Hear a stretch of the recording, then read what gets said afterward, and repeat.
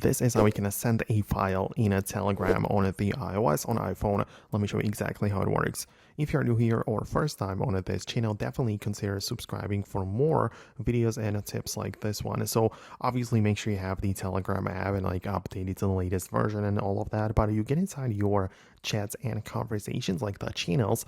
And when you go in here, you can tap on the text field to type something in, but next to it on the left, we have the paperclip icon. So you can tap on that as such, and by default, it's going to go to the photos selection. So you can pick photos or videos which you have stored in there, but you can as well switch to a different type of file.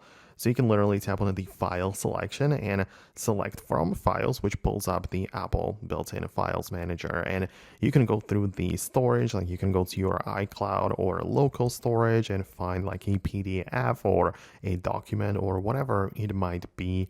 And you can just attach it to the regular, like a regular text, which is going to be part of the Telegram. So you can kind of look it up like that. It's gonna just fully view it for other people if they click on it. So it's not really that difficult or anything, but that's just how it works. So I would really appreciate your feedback below. I tried to go straight to the point the best I could. So let me know what you think. Subscribe for more, and I'll see you in the next videos too.